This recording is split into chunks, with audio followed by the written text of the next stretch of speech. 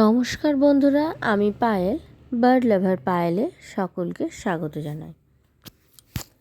এখন ডিম পাড়ার সিজনে অনেকেরই অনেক ধরনের সমস্যা থাকে পাখিদের নিয়ে। সেরকমই একটি সমস্যা হলো পাখিদের এই হাঁড়ির মুখটা বড় করে দেওয়া। এতে আপনারা হয়তো ভাবেন পাখির হাঁড়িটা কেন ভেঙে ফেলছে বা পছন্দ হয়েছে কি হয়নি, সেই রকম অনেকের অনেক রকম জিজ্ঞাসা থাকে। তাই আজকে আমি বলবো এই হাঁড়ির যে মুখটা খুলে ফেলা বা ভেঙে ফেলা সেগুলোর কারণ হলো পাখিরা কিন্তু খুব সেনসিটিভ একটি প্রাণী।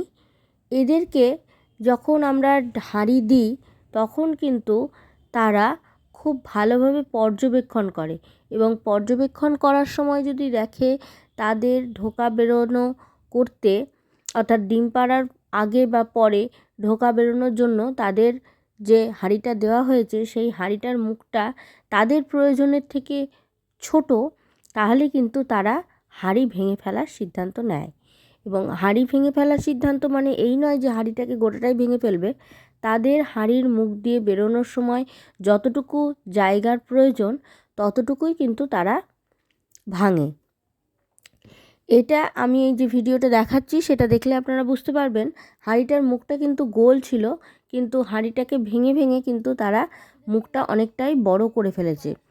এর কারণই হলো পাখিদের যখন পর্যবেক্ষণের সিজন চলে, অর্থাৎ তারা যখন ডিম পাড়ার আগে হাঁড়ি পর্যবেক্ষণ করে বা হাঁড়ি যদি কোনো কারণে পছন্দ না হয় তখন কিন্তু তারা এই ধরনের কার্যকলাপ করে থাকে হাঁড়ির সাথে।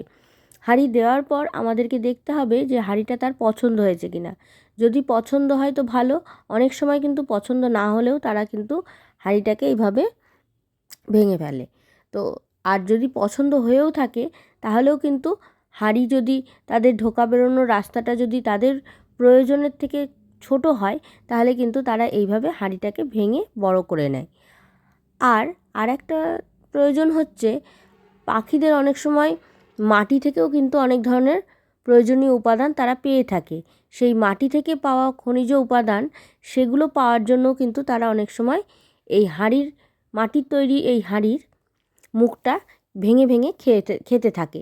এতে কি হয়, তাদের শরীরে যদি কোনো কারণে মাটির প্রয়োজন হয় বা মাটির থেকে পাওয়া খনিজ পদার্থের প্রয়োজন হয় তাহলে তারা এইভাবে পেয়ে থাকে।